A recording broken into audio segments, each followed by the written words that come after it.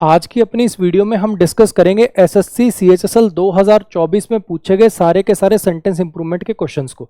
तो बिना कोई टाइम वेस्ट करे आ जाइए करते हैं शुरुआत। जैसे ही आपको क्वेश्चन दिखेगा वीडियो को पॉज करके आप अपने आप से उसको अटेम्प्ट करेंगे और जैसे ही आप अनपॉज करेंगे मैं आपको डिस्कस करता हुआ नजर आऊंगा, क्योंकि ऐसे तो बहुत टाइम वेस्ट होगा ना। क्वेश्चन दिखाऊं फिर मैं 20 सेकंड साइड पे ऐसे खड़ा रहूं चुपचाप, है ना, कोई पॉइंट नहीं है उसका। क्वेश्चन देखते ही वीडियो पॉज कर दो, जैसे ही अनपॉज करोगे मैं डिस्कशन करता हुआ मिलूंगा आपको। आ जाइए। The little boy cried with pain, छोटा बच्चा जो था वो दर्द से रोया था जब उसकी उंगलियां जल गई थी, ये कहना है ना। अच्छा जी, अब एक एक करके डिस्कस करते हैं। ही के साथ बर्न लिखा हुआ है, बर्न ये तो प्लूरल वर्ब हो गई, है ना, तो ये रेस से बाहर हो गया। V1 प्लस ING बिना हेल्पिंग वर्ब के नहीं आता, रेस से बाहर हो गया। बच्चा रोया पास्ट में, तो उंगलियां भी तो पास्ट में जली होंगी, ऐसा थोड़ी कि उंगलियां प्रेजेंट में जलेंगी, तो ये भी रेस से बाहर हो गया। तो नो इम्प्रूवमेंट, इसमें जो लिखा हुआ एकदम सही है। कुछ बच्चों को डाउट ही हो सकता है, सर कहना ये नहीं था कि वो छोटा बच्चा रोया जब उसकी उंगलियां जल गई, है ना, तो ये व्हेन ही बर्न्ड का तो मतलब हो जाएगा जब उसने अपनी उंगलियां जला ली, है ना। तो ये चलता है बच्चे, जब मान लो मुझे कहना है ना कि कुछ काम करते हुए गलती से मुझसे उंगली कट गई अपनी, मुझसे उंगली जल गई अपनी, तो उसके लिए ये अलाउड है। ठीक, while cutting an apple I cut my finger, apple काटते समय मैंने अपनी उंगली काट ली, यानी जान के तो काटी नहीं मैंने, तो उसमें भी अपन ऐसे लिखते हैं I cut my finger, I burnt my finger, ऐसे करके।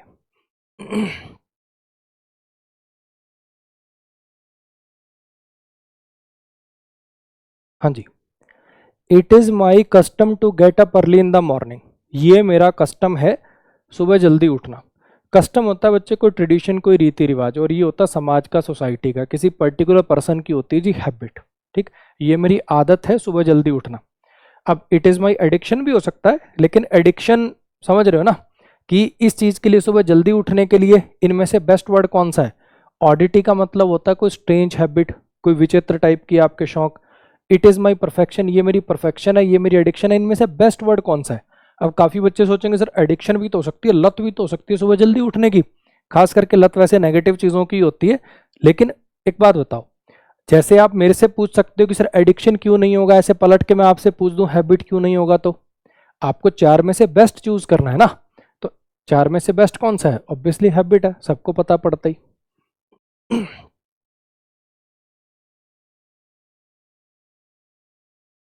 ये क्वेश्चन है, ये चार ऑप्शन है, देखिए जरा कौन सा सही है।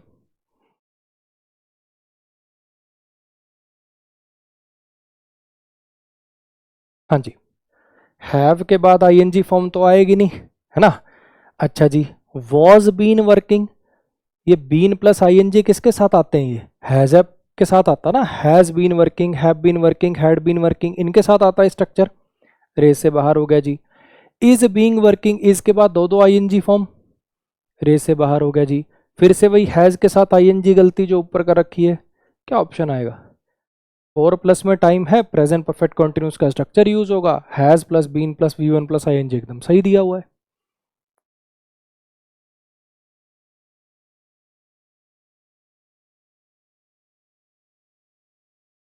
आ जाओ। अल्यूसिव हैंडराइटिंग जो थी उससे, अल्यूसिव हैंडराइटिंग से पुअर इंप्रेशन क्रिएट होता है, ठीक है। अच्छा, अल्यूसिव का मतलब क्या होता है, जब आप किसी को बात डायरेक्टली नहीं कहते, हिंट में कहते हो, इनडायरेक्टली घुमा के कहते हो, वो होती है वैसे इल्यूसिव स्टेटमेंट, है ना। बेसिकली इशारे से कोई बात कहना। अल्यूसिव हैंडराइटिंग, इशारे से की गई हैंडराइटिंग को मतलब बनेगा, कोई सेंस नहीं है।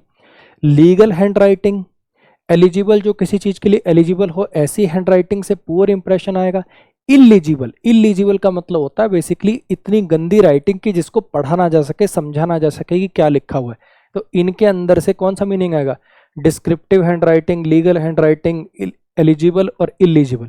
बेसिकली आप कह सकते हो कंफ्यूजिंग वर्ड्स पर या होमोनिम पर बेस्ड ये सवाल था, कि आपको पता होना चाहिए कि ये वाला एलिजिबल का मीनिंग क्या है और इलीजिबल का मीनिंग क्या है। ये ऊपर वाला जो इलिजिबल है इसका मतलब होता है ऐसी कोई चीज, ऐसी कोई हैंडराइटिंग, ऐसा कोई टेक्स्ट जिसको पढ़ा ना जा सके, समझा ना जा सके।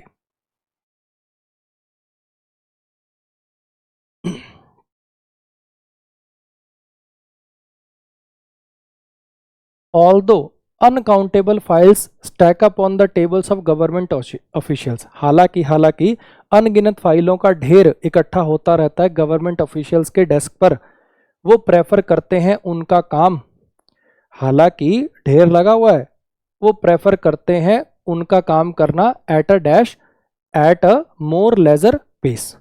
पेस का मतलब होता है स्पीड, ठीक है। जैसे मैं कहूँ इसको इस पेस पर काम, इतने पेस पर काम कर रहा है, उतने पेस पर काम कर रहा है, पेस यहाँ पर नाउन है जिसका मतलब होता है स्पीड, ठीक। अच्छा जी, तो इसमें ये जो पेस्ट कर दिया, नाउन में ईडी लगा दिया, इसको तो रेस से बाहर कर दूं। अच्छा, at a more leisure pace, leisure तो अपने आप में, लेजर का मतलब क्या होता है, खाली टाइम, या फिर आपने सुना होगा लेजर एक्टिविटीज, वह उसमें भी लेजर लिया आएगा। खैर, लेजर का मतलब होता है बेसिकली कोई, जिसको आप कहते हैं ना मौज मस्ती का टाइम, थोड़ा सा रिलैक्स वाला टाइम, उस चीज के लिए।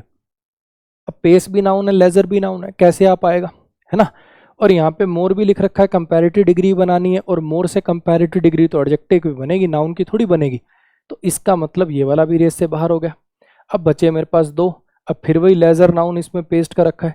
अगर मैं लेजरली पेस्ट कर दूं, आपने कॉन्सेप्ट पढ़ा होगा एडवर्ब चैप्टर में, नाउन में एलवाई लगाने से वो एडजेक्टिव हो जाता है। जैसे आपने पढ़ा होगा मैनली एडजेक्टिव है, वुमनली एडजेक्टिव है ना। Man plus LY, woman plus LY, god plus LY, king plus LY. Noun में एलवाई लगाने से वो एडजेक्टिव होता है। अब लेजर नाउन है, जब इसमें एलवाई लगाया तो क्या बन गया, एडजेक्टिव बन गया। तो at a more leisurely pace, हालांकि ढेर लगता रहता है लेकिन फिर भी वो अपना काम ज्यादा लेजरली पेस पर करना पसंद करते हैं, यानी बहुत ज़्यादा बेसिकली धीरे धीरे उस काम को करना पसंद करते हैं, शौकिया तरीके से, कभी फाइल उठा ली कभी नहीं उठाई। इसमें बताइए।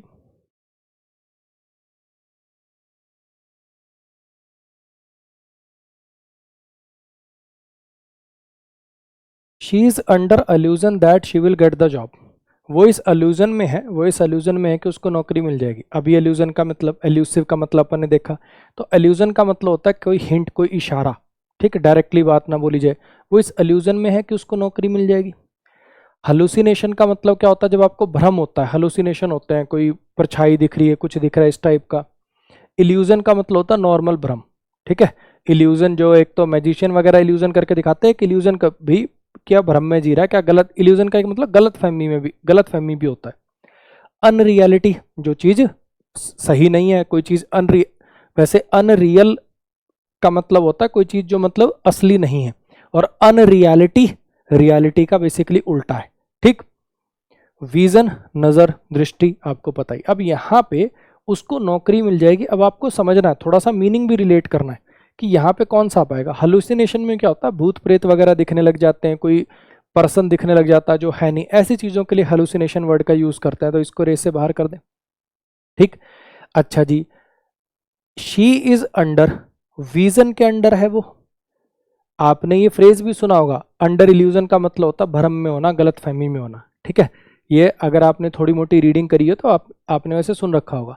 अंडर अनरियलिटी, तो ये वर्ड यहाँ पर आपको हो सकता है ठीक लग रहा हो कि अनरियलिटी तो हुई सर ये एक टाइप की, लेकिन ये अंडर प्रीपोजिशन के साथ ना, जैसे बोलते ना अभी गलत फहमी में, तो उस तरीके से यूज हो रहा है। शी इज अंडर इल्यूजन, उसको ये वहम हो रखा है, उसको ये गलत फहमी हो रखी है कि उसको नौकरी मिल जाएगी।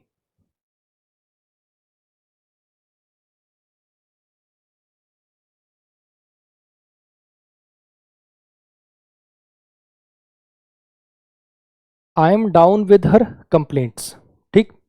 डाउन विद समथिंग का मतलब होता है बेसिकली, जैसे होता है ना she is down with fever, कहने का मतलब वो फीवर से ग्रस्त है, you can say down with something मतलब होता है उस चीज से ग्रस्त होना। पास आउट का मतलब क्या होता है, बेहोश हो जाना, विद तो आएगा नहीं खैर इसके साथ। शी पास्ड आउट का मतलब है बेहोश हो जाना। लुक डाउन अपॉन, ऑन या अपॉन किसी को नीची निगाह से देना, हालांकि इसमें विद किसी में भी नहीं आएगा, मैं आपको वैसे बता रहा हूँ कि पास आउट फ्रेजल वर्ब का मीनिंग ये होता है, लुक डाउन का मीनिंग ये होता है। और आप एक चीज नोटिस करोगे, जितने भी फ्रेजल वर्ब बेस्ड क्वेश्चंस है ना, सबके अंदर मैंने ऐसे लास्ट में इसके आंसर्स भी लिखवा दिए। इनकी पीडीएफ कहाँ मिलेगी, पिंड कमेंट के अंदर मैं अपनी ऐप का लिंक पिंड कर दूंगा, ठीक है। और वहां पे मैं इसकी पीडीएफ भी डालता हूँ जो क्लास मैंने ली है, ठीक है। अच्छा जी, हेल्ड डाउन किस चीज को दबा के रखना, फेड अप हो जाना, किसी चीज से ऊब जाना, फेड अप विद समथिंग, इसके साथ विद आ सकता है ना। बाकी इनके साथ विद नहीं आएगा पहली बात। और मीनिंग मेन तो देखो फ्रेजल वर्ब के सवाल में बेस्ड होता मीनिंग, फ्रेजल वर्ब का लेना देना होता मीनिंग से कि यहाँ पे सेंटेंस का मीनिंग क्या निकल सकता है। ठीक, बेहोश हो जाना मीनिंग निकल सकता है क्या, पास आउट हो जाना जैसे होता ना, कमजोरी से पास आउट हो गए, किसी ने मुक्का मार दिया वैसे बेहोश होके गिर गए, वो वाला। अच्छा जी, लुक डाउन, किसी को अपने से तुच्छ समझना, को अपने से नीचा समझना, हेल्ड डाउन दबा के रखना, फेड अप हो जाना। तो मैं उसकी कंप्लेंट से, वो दिन रात जो कंप्लेंट करती रहती है, करता रहता है, उससे क्या हो चुका हूँ, फेड अप हो चुका हूँ, थक चुका हूँ, इरिटेट हो चुका हूँ।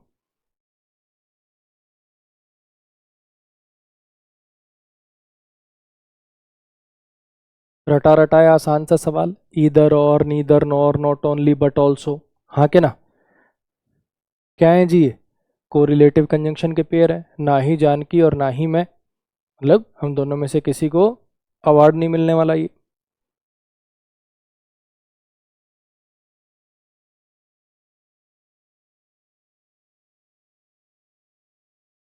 माँओं के जो माएँ होती हैं उनमें अपने बच्चों को लेकर एनिमोसिटी होती है, एनिमोसिटी तो नफरत होती है ना। अब ये तो मीनिंग से गलत कर दिया है इसने, सब माँओं की बात हो रही है, कोई पर्टिकुलर माँ अपने बच्चे से नफरत करती हो समझ में भी आ जाता, सब माँओं की बात कर रहा है ये तो ये तो मीनिंग से गलत हो गया। ठीक, अब इसके अंदर जो वर्ड दे रखे हैं एक बार इनके मीनिंग देखो, आपको आ जाएगा समझ में। एनिमोसिटी का मतलब होता है किसी के लिए बड़ी स्ट्रॉन्ग द्वेष की भावना होना, एनिमी के लिए एनिमोसिटी होती है, ऐसे याद रख सकते हो। अफेक्टेशन का मतलब होता है an unnatural form of behaviour that is meant to impress others. Basically कई बार आपने देखा होगा, होता क्या ना, जो मतलब असली बिहेवियर नहीं, फेक बिहेवियर आप कह सकते हो। अफेक्टेशन में आपको एक इसका एग्जांपल देता हूँ। जैसे होता ना, किसी ने कोई बात बताई या किसी ने कोई चुटकुला सुनाया, ठीक, आपका बॉस है या आपका ताज़ा ताज़ा कहीं पे, समझ रहे हो, ताज़ा ताज़ा बात होनी शुरू हुई है, एकदम पुअर जोक, रद्दड़ जोक था, लेकिन फिर भी हा हा हा हा हा हा, ये क्या हुआ, ये एक टाइप की अफेक्टेशन हुई, यानी दिखावटी बिहेवियर, ये कह सकते हो आप। अबेसमेंट का मतलब क्या होता है, noun depriving one of, noun तो नहीं आना चाहिए, मतलब इसका पार्ट्स ऑफ स्पीच टाइप हो गया गलती से, depriving one of self esteem. Abyss करना बेसिकली किसी की निंदा करना, ठीक है, ये थोड़ा सा एक मतलब मीनिंग थोड़ा टफ लिख दिया। किसी को अबेस करने का मतलब होता है किसी की बेइज्जती करना, उसको नीचा दिखाना, अपनी नज़रों में गिरा देना। बेस होता है प्लेटफॉर्म, अपनी ही नज़रों से, अपने ही प्लेटफॉर्म से नीचे गिरा देना, अबेस वहां से बन गया नाउन अबेसमेंट। अफेक्शन आपको पता है, किसी के लिए मन में अफेक्शन होना, प्यार की भावना होना। एब्सर्ड आपने सुना, स्ट्रेंज, कोई लॉजिक ही नहीं बनता, इलॉजिकल, सेंसलेस बात, कोई रिडिकुलस है, बिल्कुल लॉजिकल नहीं है, सेंसिबल नहीं है, एब्सर्डिटी है, उसी से नाउन निकला, एब्सर्ड एडजेक्टिव है, एब्सर्डिटी नाउन है। अब माओ के मन में क्या होता है, अफेक्टेशन होती है, फेक बिहेवियर होता है, नीचा दिखाना, एब्सर्डिटी, अफेक्शन, लगाव, प्यार, प्रेम।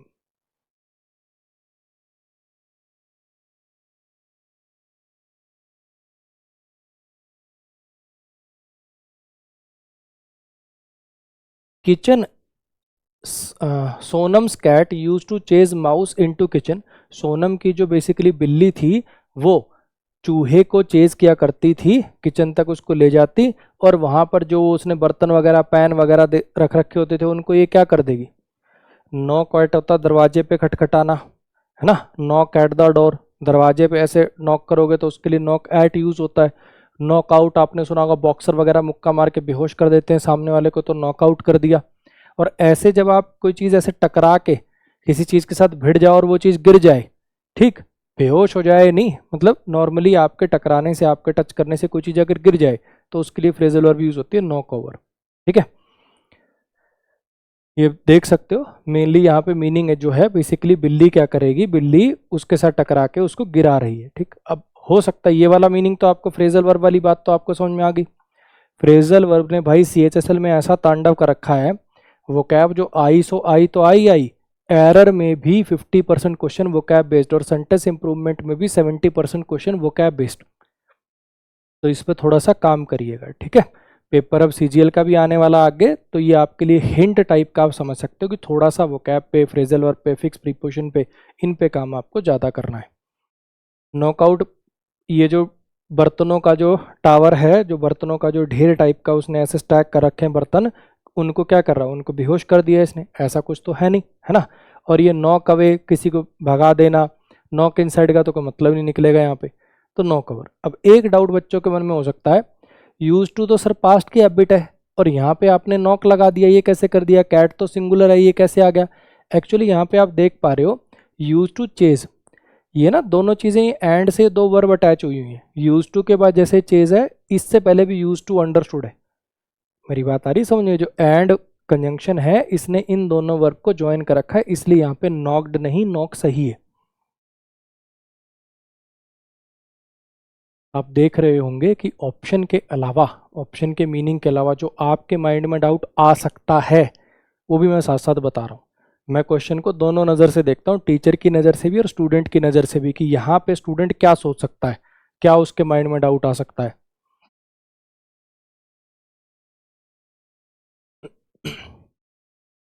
समिता आस्ट किसी से, मान लो किसी ऑफिस वगैरह में काम करती है, तो उसने क्या करा, एक टाइप की रिक्वेस्ट करी, किसी से फेवर मांगा कि आज मुझे जल्दी चले जाने दो। आस्क फॉर मतलब किसी से कोई चीज़ मांगना, रिक्वेस्ट करना। आस्क फॉर समथिंग वो चीज़ डिमांड करना, रिक्वेस्ट करना। आस्क ओवर, आस्क अराउंड और आस्क आफ्टर। आस्क आफ्टर का मतलब होता है बेसिकली किसी से हालचाल पूछना। आस्क आफ्टर समबडी, उसके बारे में पूछना कि वो कैसा है, कहाँ है, इस टाइप से। To express desire to know how someone is, उसकी तबीयत कैसी है और वो क्या कर रहा है। आस्क अराउंड का मतलब होता है बेसिकली अलग अलग जगह पर जाके किसी से पूछना। To ask multiple people information और हेल्प। आस्क अराउंड का मतलब होता है दर दर भटकना, जैसे कुछ पूछते मांगते हुए टाइप, वैसे। आस्क ओवर का मतलब होता है to invite someone to house. Ask over somebody कहने का मतलब होता है उसको अपने घर बुलाना। कम ओवर फ्रेजल वर्ब से, कम ओवर का मतलब होता है घर आना, तो वहीं से आस्क ओवर है किसी को घर बुलाना। आस्क फॉर आपको पता चली गया, मांगना।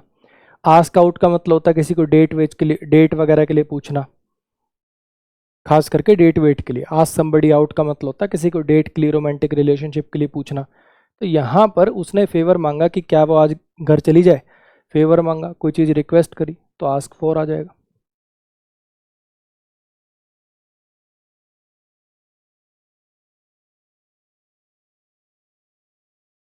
Privacy shield establish a process to allow companies. Privacy shield जो है ये स्टैब्लिश करती है एक प्रोसेस जो कंपनीज को अलाउ करती है कि अपने कंज्यूमर डेटा को यूरोपियन यूनियन कंट्रीज को इनको दे सके in dash to EU law, European Union के लॉ के कंप्लाइंस में। कंप्लाइंस के साथ क्या प्रीपोजिशन आती है? Comply with something, compliance with something, किसी चीज के साथ कंप्लाई करना, तो कंप्लाइंस के साथ प्रीपोजिशन आती है जी विद।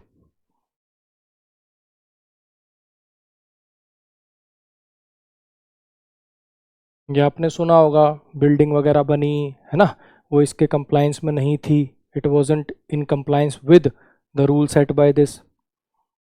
किसी से अचानक मिल जाना, it will take 2 hours to walk, sorry कुछ और क्वेश्चन में कुछ और सोच गया, मुझे लगा कम अक्रॉस का आया होगा। इट विल टेक 2 hours, 2 घंटे लगेंगे जंगल से जाने में। अब आपने एक डिफरेंस पढ़ा होगा प्रीपोजिशन में अक्रॉस और थ्रू का। टू डायमेंशनल चीज़ों में से एक, टू डायमेंशनल चीज़ों के आर पार जाने के लिए अक्रॉस का यूज़ होता है, और 3 डायमेंशनल अगर कोई चीज़ है तो उसके लिए थ्रू का यूज़ होता है। अब जंगल ऑब्वियसली पेड़ है उसमें, है ना, तो 3 डायमेंशनल हो गया, 3 डायमेंशनल हो गया तो थ्रू से बनाओगे, टू वॉक थ्रू। अब जंगल के ऊपर से तो नहीं जा रहे ना, तो किसी 3D चीज़ के बीच में से निकलने के लिए, इसी वजह से आपने देखा होगा टनल, टनल के लिए क्या आता है? थ्रू आता है। 3D चीज़ में से निकलने के लिए थ्रू प्रीपोजिशन का यूज़ होता है।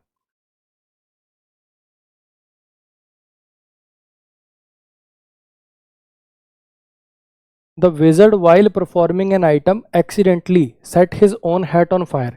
वो जो जादूगर था बेसिकली, जब वो एक्ट परफॉर्म कर रहा था, गलती से उसने खुद की ही टोपी में आग लगा ली, और and prompted fire alarm to go on, और उसकी प्रॉम्प्ट मतलब स्टार्ट कर देना, और उसकी वजह से फायर अलार्म बज गया। ठीक, ये मीनिंग देना है यहाँ पे। अब यहाँ पे गो ऑन का तो मतलब होता है कोई काम करते रहना, fire alarm to go on, if somebody goes on doing something, तो वो काम वो करता रहता है, ऐसा मीनिंग भी नहीं है। गो अवे, दूर चले जाना। अच्छा जी, गो अबो का तो यहाँ पे कोई मीनिंग निकलेगा नहीं। गो अंडर का मतलब होता है अगर कोई कंपनी वगैरह गो अंडर हो जाती है तो बेसिकली जिसको कहते हैं ना, मतलब बहुत लॉसेज होने लग जाते हैं, दिवालिया घोषित हो जाते हैं। To be overwhelmed, destroy, defeat हो जाना। ठीक है, अच्छा जी, तो गो ऑफ फ्रेजल वर्ब का यूज़ कहाँ होता है? जैसे कोई बॉम्ब वगैरह फट जाए, the bomb went off, bomb फट गया। गन एकदम से चल जाए, उसके लिए फ्रेजल वर्ब का यूज़ हो सकता है। ठीक, द गन वेंट ऑफ कहने का मतलब गोली गलती से चल गई, वो वाला फायर हो गई। और अलार्म, सायरन, ये चीज़ें भी जब होता है ना, कोई ऐसे बटन दबाती है आवाज़ करने लग जाए, शुरू हो जाए, तो उसके लिए भी गो ऑफ फ्रेजल वर्ब का यूज़ होता है। तो यहाँ पे जो फायर अलार्म है ये अचानक से बच जाएगा उसकी एक्टिविटी से, तो यहाँ पे गो ऑफ फ्रेजल वर्ब का यूज़ करना पड़ेगा।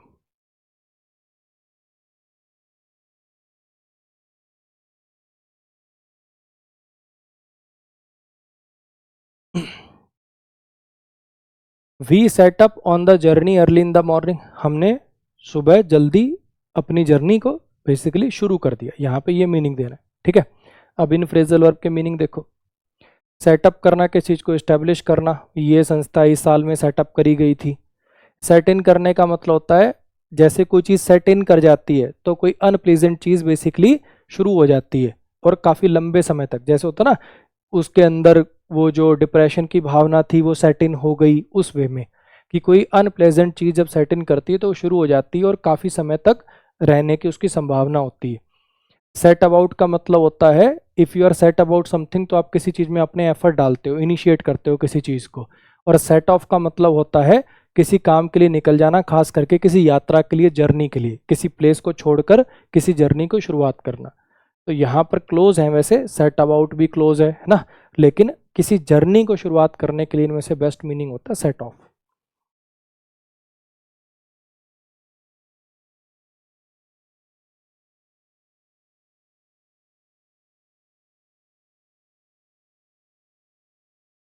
The recent cloud burst completely dismantled the village and it's people, वो जो बादल फटा उसने वहाँ के लोगों और वहाँ के गांव को कंप्लीटली डिसमेंटल कर दिया, तहस नहस कर दिया, तबाह कर दिया। डिसमेंटल करने का मतलब होता है किसी चीज़ के पार्ट्स को, हिस्सों को तहस नहस कर देना, तोड़ देना, अलग कर देना। अच्छा जी, टेक बैक का मतलब होता है कोई चीज़ वापस ले जाना, है ना, या वापस लेना। टेक अपार्ट किसी चीज़ को अलग अलग कर देना। टेक आफ्टर किसी के जैसा दिखना, रिजेंबल करना। मान लो मैं कहूँ कि ही टेक्स आफ्टर हिज फादर, वो अपने फादर जैसा दिखता है बिल्कुल।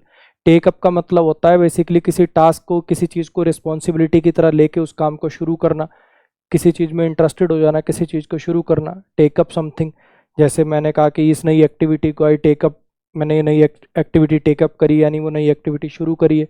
तो यहाँ पे डिसमेंटल का इसमें से क्या चीज़ होगा, वापस ले गई, ये मीनिंग देना है। अच्छा जी, किसी के जैसा दिखना वाला मीनिंग देना है, कोई नई चीज़ शुरुआत करना कि टेक अपार्ट, टुक अपार्ट यानी किसी चीज़ को अलग अलग कर देना, तहस नहस कर देना, तबाह कर देना।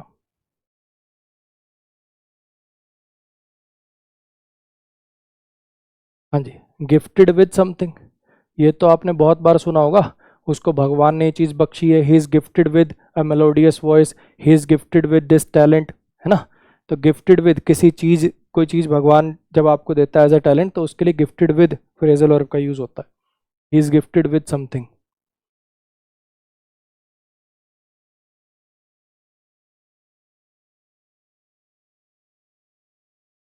He was the fastest between all the contestants.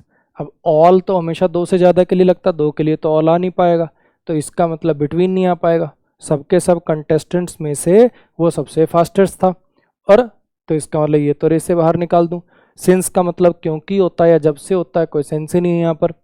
From का भी मतलब से होता है, इनमें से, तो अमंग का ही एक सिनोनिम कह सकते हो, अमंगेस्ट। जब यहाँ पे वोवल साउंड आती है ना, तो अमंगेस्ट मतलब एस वाला भी आ सकता है। अमंग भी ठीक है, अमंगेस्ट भी ठीक है, दोनों इकट्ठे ऑप्शन में नहीं आएंगे। और अगर इसके बारे में डिटेल जाननी है तो यहाँ पे जनरली जब वोवल साउंड होती है तो ये एस वाला आता है, वो वाला जो अमंग है वो दोनों में चल जाता है। टेंशन मतलब दोनों इकट्ठे आपको नहीं दिखेंगे, 99.99% चांस नहीं है कि अमंग और अमंगेस्ट दोनों आ जाए, उस टाइप का सवाल आता नहीं। आ जाए तो भैया फिर थोड़ा कष्ट कर लेना, वोवल वाले में एस वाला प्रेफर होता है, वो दोनों जगह चल जाता है। अब किसी टाइम के लिए क्या लगाते हैं, I will meet you at 3 PM, obvious बात है, पता ही है बच्चों को।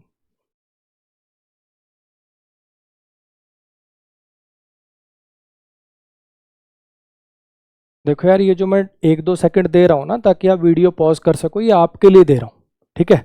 अब यार ठुड्डी के नीचे हाथ लगा के बेड पर आराम से लेट के वह ऐसे वीडियो देख रहे हैं, मतलब नहीं। टिक क्रॉस कर, देख कितने सही हैं कितने नहीं, तुझे भी आभास होगा कि तू इस पेपर में बैठा होता तो सही कर पाता नहीं कर पाता, कोई लॉजिक बनता है। प्रैक्टिस वीडियो जब भी देखो तो कॉपी पेन लेके बैठा करो। थिंक के साथ ऑफ भी आता है, अबाउट भी आता है ना। He is thinking of doing that, वो ये काम करने के बारे में सोच रहा है। थिंक अबाउट किस चीज़ के बारे में सोचना, ऑफ अबाउट दोनों नजर आते हैं, कन्फ्यूजन अपना हुआ ही नहीं। यहाँ पे इसने एक ही ऑप्शन दिया, ज़्यादातर आपको एक ही दिखेगा। तो वो सोच रही थी उस मज़े के बारे में जो उन्होंने किया।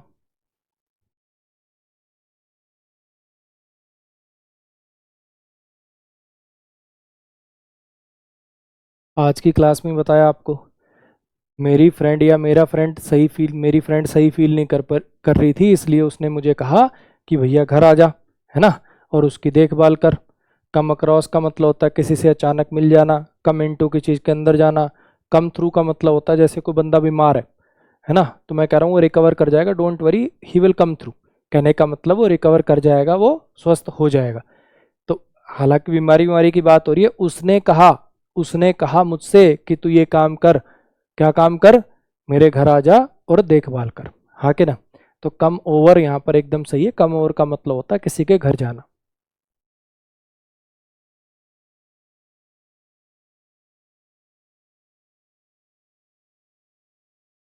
व्हाट इज द टाइम, आपके हिसाब से, आपकी घड़ी के हिसाब से क्या टाइम हो रहा है, इसके लिए फ्रेज यूज होता है what's the time by your watch. ठीक है, हिंदी में अपन कहते हैं आपकी घड़ी में कितने बज रहे हैं, तो उससे कंफ्यूज नहीं होना है। इंग्लिश में इसके लिए फ्रेज है what's the time by your watch.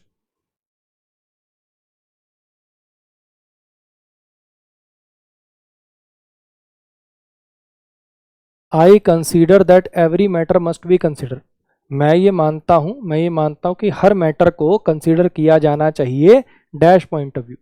Her point of view से कोई भी चीज़, किसी भी चीज़ पर आपको डिसीजन लेना है तो सिर्फ एक ही तरफ से नहीं सोचते, हर पॉइंट ऑफ व्यू से उसको कंसीडर किया जाना चाहिए, ये कहना चाह रहा है। ठीक है, कंसीडर हर पॉइंट ऑफ व्यू में, in every point of view, of every point of view, at every point of view, की फ्रॉम, ये सुना होगा ना, from my point of view, मेरे हिसाब से। तो हर पॉइंट ऑफ व्यू से वाला मीनिंग देना है, तो यहाँ पे फ्रॉम प्रीपोजिशन आएगी।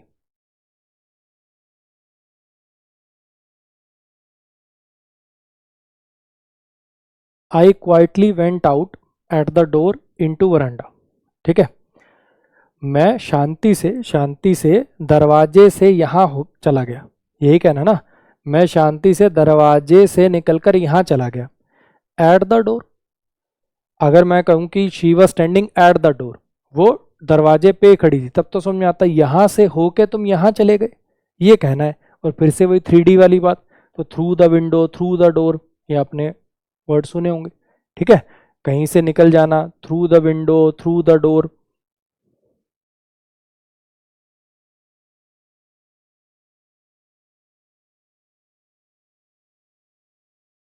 अगर तुम स्मोकिंग छोड़ दो तुम्हारी हेल्थ इंप्रूव हो जाएगी, यही कहोगे, यही कहना होगा, है ना। गिव अवे, गिव अवे का मतलब क्या होता है, किसी को प्रेजेंट के रूप में, गिफ्ट के रूप में किसी को कोई चीज़ देना, है ना। यहाँ पे हमें कहना है किसी आदत को छोड़ देना, किसी हैबिट को, किसी आदत को छोड़ देना, उसके लिए फ्रेजल वर्ब क्या यूज होते हैं, गिव अप।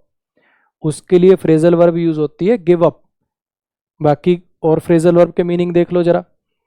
अच्छा जी, गिव अवे का मतलब होता है जैसे कोई सीक्रेट को रिवील कर देना, या किसी को प्रेजेंट वगैरह के रूप में कोई चीज़ देना। गिव अप कर देना, किसी चीज़ को छोड़ देना, त्याग देना, अबेंडन कर देना।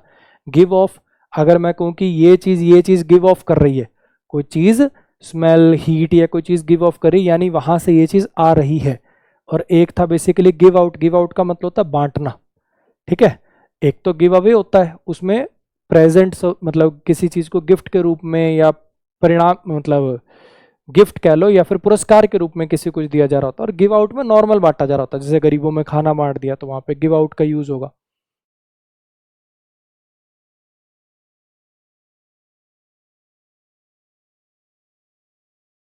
दे स्टडीड, अब 3 घंटे क्या है, ड्यूरेशन है। ड्यूरेशन के लिए क्या प्रीपोजिशन आती है, फॉर प्रीपोजिशन आती है। अब जिन्होंने रट के करी हैं चीज़ें, उनका दिमाग खराब है। सर बाकी सब तो ठीक है, 4 प्लस ड्यूरेशन के साथ तो प्रेजेंट परफेक्ट पढ़ाया है हमारे सर ने, हमारी मैडम ने। दे हैव स्टडीड आना चाहिए सर, या दे हैव बीन स्टडिंग आना चाहिए सर। बच्चे ये भी अलाउड होते हैं, ठीक है। और जो अपने से पढ़े हैं, मेरे कोर्स से पढ़े, उनको स्पेशली नोट डलवा के लिखवाया था कि पेपर में जनरली वही एरर बनते हैं, लेकिन 4 प्लस ड्यूरेशन के साथ पास्ट इंडेफिनिट और प्रेजेंट इंडेफिनिट भी सही होते हैं, उनके भी अपने मीनिंग होते हैं। ठीक है, तो यहाँ पे ड्यूरेशन है इसलिए 4 आएगा। वो पढ़े थे 3 घंटे के लिए। अब पीछे कोई ऐसा महानुभाव तो नहीं है सर आपने पीछे 3 PM लगाया था तब तो एट लगाया था। 3 PM एक पर्टिकुलर टाइम है, 3 घंटे ड्यूरेशन है, फर्क है दोनों में। 3 PM और 3 आवर्स में तो फर्क है ना, समझते होगे। ड्यूरेशन के लिए 4 आएगा।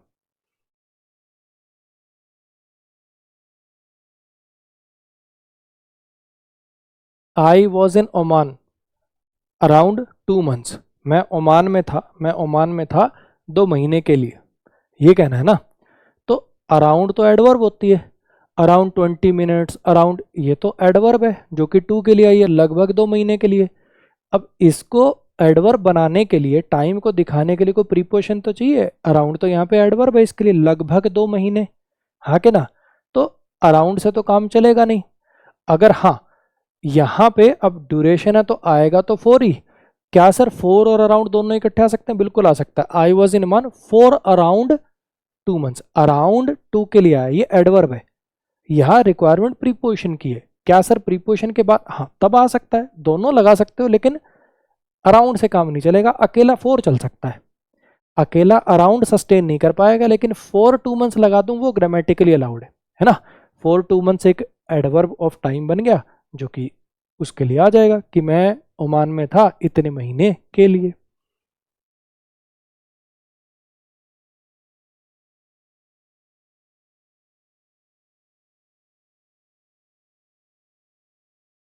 Peter was the last to know, Peter वो आखिरी था, Peter was the last to know that she had been, Peter वो आखिरी बंदा था ये जानने वाला कि जो इसे पता चला कि वो उसके ऊपर चीट कर रही। मान लो पीटर की गर्लफ्रेंड थी या पीटर की वाइफ थी, ठीक है, जो उसके ऊपर चीट कर रही थी, और लोगों से मिल रही थी, और लोगों से संबंध बना रही थी, सारे मोहल्ले पड़ोस को पता था, पीटर को सबसे आखिरी में पता चला।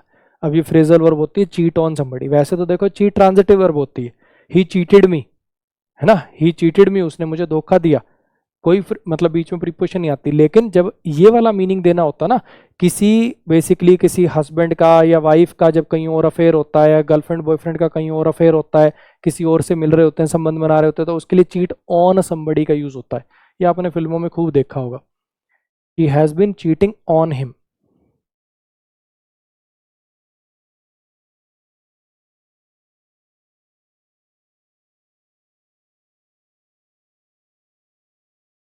आई open the box beneath the table, मैंने जो टेबल के नीचे बॉक्स था उसको खोला और उसमें से बुक निकाल दी, ये उस बुक का नाम है। ठीक है, अब टेक ऑफ का मतलब होता है, एक तो एरोप्लेन टेक ऑफ हो जाए, या टेक ऑफ कपड़े उतारना, टेक इन और टेक आउट। अब इसके अंदर जरा देखने की कोशिश करो। टेक इन का मतलब होता है, टेक इन के एक्चुअली काफी सारे मतलब होते हैं। एक तो टेक इन का मतलब होता है किसी चीज को मान लेना, you should take it in कहने का मतलब होता है तुम्हें इस चीज को अब एक्सेप्ट कर लेना चाहिए, मान लेना चाहिए, या फिर ये चीज इन चीजों को टेक इन करती है, यानी इसमें ये चीजें सम्मिलित हैं। और टेक इन का मतलब किसी को धोखाधड़ी करना भी होता है, कि he tried to take me in कहने का मतलब उसने मुझे डिसीव करने की कोशिश करी, धोखाधड़ी करने की कोशिश करी, लेकिन मैं उसकी चाल में नहीं आया। तो यहाँ पे ऐसा कोई मीनिंग तो है नहीं, सिंपली एक डिब्बे से कोई चीज़ बाहर निकालनी है। एक तो टेक आउट का मतलब होता है किसी को राइड पे लेकर जाना, और एक टेक आउट का सिंपल मीनिंग किसी चीज़ में से कोई चीज़ बाहर निकालना। वो मीनिंग देना है, इसलिए अपन टेक आउट का यूज़ करेंगे।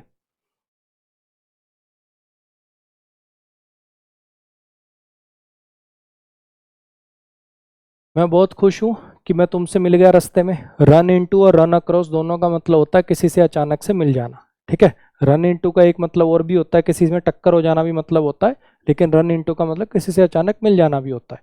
रन अक्रॉस का भी वही मतलब होता है। रन आउट ऑफ समथिंग यानी वो चीज़ खत्म हो गई। अगर मैं कहूँ we ran out of food यानी खाना खत्म हो गया, we ran out of petrol यानी पेट्रोल खत्म हो गया। रन ओवर किसी को कुचल देना, रैन अवे भाग जाना, कोई मतलब नहीं यहाँ पे, तो यहाँ पे आएगा नो इम्प्रूवमेंट। रन इनटू का मतलब होता है किसी से अचानक से मिल जाना।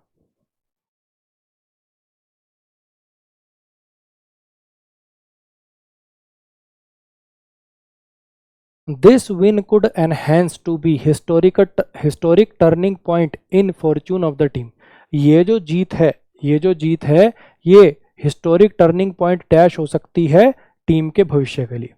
हिस्टोरिक टर्निंग पॉइंट क्या हो सकती है? ये कंफर्म कर सकती है, डेमोन्स्ट्रेट कर सकती है, अकम्प्लिश कर सकती है कि प्रूफ। आपने स्ट्रक्चर सुना होगा, बहुत बार देखा होगा, प्रूव टू बी समथिंग, साबित होना, है ना। ये जो जीत है ये साबित हो सकती है एक हिस्टोरिक टर्निंग पॉइंट टीम के भविष्य के लिए। कंफर्म करना, पक्का करना, डेमोन्स्ट्रेट करना, दर्शाना, अकम्प्लिश करना, प्राप्त करना।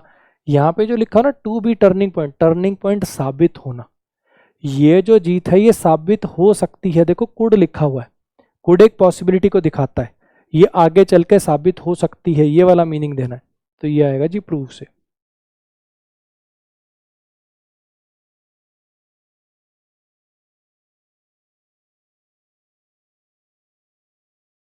This book provides an unrestrained account of natural resources in India. ये जो किताब है ये अनरिस्ट्रेन्ड अकाउंट ऑफ समथिंग का मतलब होता है कुछ चीज के बारे में ब्यौरा। नेचुरल रिसोर्सेज जो इंडिया में है उनका डैश ब्यौरा देती है, ठीक है। एक्सेसिव ब्यौरा देती है, जरूरत से ज्यादा ब्यौरा देती है। एग्जॉस्टिव यानी पूरा डिटेल्ड, जिसमें सब कुछ इंक्लूडेड हो। एग्जॉस्टिंग थकाने वाला, लिमिटेड बहुत कम।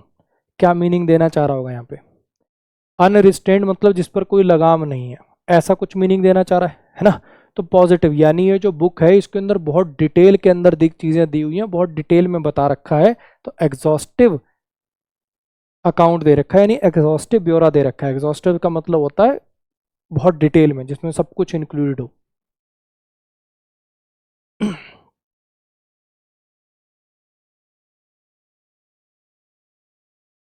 दैट मैकबुक, वो जो मैकबुक है वो इसका है, ठीक है। अब ये जो मैकबुक, पता ही लैपटॉप एप्पल वाला जो आता है मैकबुक बोलते हैं उसको। अब यहाँ पे इसके साथ वर्ब सिंगुलर आएगी प्लूरल आएगी? सिंगुलर आएगी, तो बिलोंग तो हट गया। V1 प्लस ING बिना हेल्पिंग वर्ब के नहीं आता। यहाँ पे कोई पैसिव वैसिव करना है, ये इसका है बस बताना है पैसिव क्यों कर रहे हो। इसके बाद V1 नहीं आ पाएगा, बिलोंग्स लगाना पड़ेगा।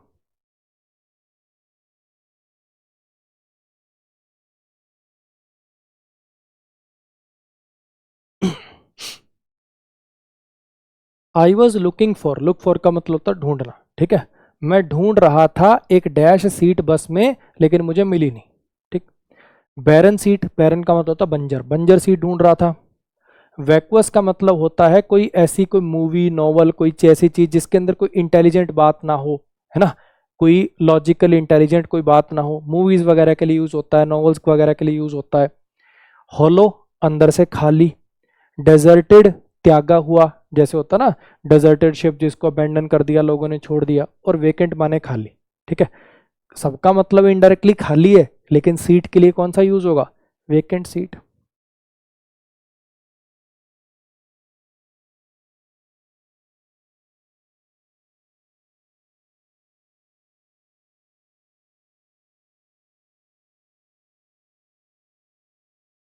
एनुअल सीड फेस्टिवल जो होस्ट किया जाता है इसमें, वो प्रमोट करता है शेयरिंग ऑफ ट्रेडिशनल नॉलेज। ये जो फेस्टिवल है ये प्रमोट करता है शेयरिंग ऑफ ट्रेडिशनल नॉलेज और सस्टेनेबल फार्मिंग, ठीक है। अच्छा जी, अब एनुअल सीड फेस्टिवल जो होस्ट किया जाता है इसमें सब्जेक्ट कौन है? ये एनुअल सीड फेस्टिवल, हाँ के ना। अब इसके साथ वर्ब कैसी आएगी? सिंगुलर आएगी प्लूरल आएगी? ऑब्वियसली सिंगुलर आएगी, एक ही चीज़ है। तो इसका मतलब ये तो रेस से बाहर निकल गया। प्रमोट्स प्रमोट प्रमोट्स ये वाला आएगा। अब यहाँ पे नॉलेज से पहले नाउन लिखोगे, मतलब नॉलेज नाउन है तो इससे पहले एडजेक्टिव लिखोगे। ट्रेडिशनली तो एडवर्ब हो गया, ट्रेडिशन तो खुद नाउन हो गया, तो ट्रेडिशनल वाला आएगा, यानी सी ऑप्शन आएगा।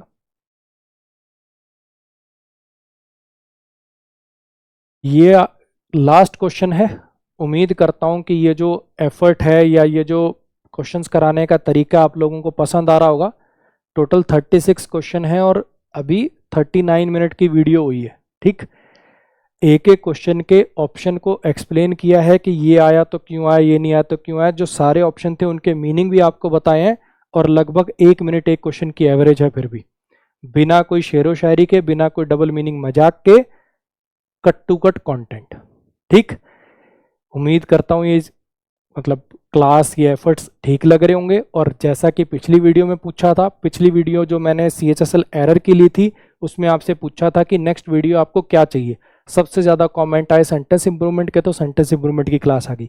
अब आप मुझे कमेंट करके बताना कि नेक्स्ट क्लास आपको किस चीज़ की चाहिए। क्या CHSL की वोकैब चाहिए, CPU के एरर चाहिए, जो भी बेसिकली जिसकी सबसे ज़्यादा कमेंट्स आएंगे, जिसकी सबसे ज़्यादा रिक्वायरमेंट आप लोग बताओगे, मैं नेक्स्ट वीडियो उसकी शूट कर दूंगा और ऐसी टकाटक चलेगी बिना कोई फालतू बकवास के। Surya walking college everyday, walking V1 + ING बिना हेल्पिंग वर्ब के तो आ नहीं सकता। अच्छा जी, Surya have walked everyday, everyday आपको पता है हैबिचुअल एक्शन के लिए आता है और हैबिचुअल एक्शन दो हो सकते हैं, या तो प्रेजेंट के या पास्ट के, तो ये वाले दोनों तो रेस से बाहर कर दूं, हाँ कि ना। अब काफी बच्चे इसकी तरफ जा रहे हैं, एक बात बताओ, सूर्या तो सिंगुलर है, वॉक्स आता ना, वॉक्स आता, अगर ये प्रेजेंट डेफिनेट बनाते तो वॉक्स आता, सिंगुलर के साथ वॉक कैसे आ सकता है। अब कुछ लोगों को ये वाली बात पची नहीं क्योंकि उन्होंने पढ़ नहीं रखा था। भैया पास्ट की हैबिट भी तो हो सकती है, हैबिट सिर्फ प्रेजेंट की हो सकती है क्या? ये नहीं हो सकता कि सूर्या कॉलेज हर रोज चल के जाती थी, ये भी तो हो सकता है, या जाता था, ये भी तो हो सकता है ना। तो पास्ट की हैबिट बताने के 3 तरीके होते हैं, अगर आपने मेरी वीडियोस देखी हैं तो पता होगा। एक तो यूज टू से बनाना, सूर्या यूज टू वॉक से बना सकते हो, सूर्या वुड वॉक से बना सकते हो, या फिर एवरीडे, डेली, ऑलवेज ऐसा कोई वर्ड लगा के V2 भी लिख दोगे तो वो भी पास्ट की हैबिट को रिप्रेजेंट कर सकता है। ठीक है, ये क्यों गलत है समझ में आ गया ना, वॉक्स लिखना पड़ता। चलो जी, उम्मीद करता हूं कि क्लास अच्छी लगी होगी। कमेंट करके बताइएगा कि नेक्स्ट वीडियो आपको कौन सी चाहिए। जैसे एरर की वीडियो पे सबसे ज़्यादा कमेंट थे कि सेंटेंस इंप्रूवमेंट की वीडियो चाहिए, तो सेंटेंस इंप्रूवमेंट की वीडियो होगी। अब नेक्स्ट वीडियो आपको क्या चाहिए मुझे बताना, ठीक है। क्या आपको CHSL की वोकैब की वीडियो बना दूं, CPU के एरर की वीडियो बना दूं, है ना, या कोई भी जो आपकी सबसे ज़्यादा डिमांड हो वो कमेंट कर दीजिएगा। आज के लिए गुड नाइट, मिलेंगे अगली क्लास में।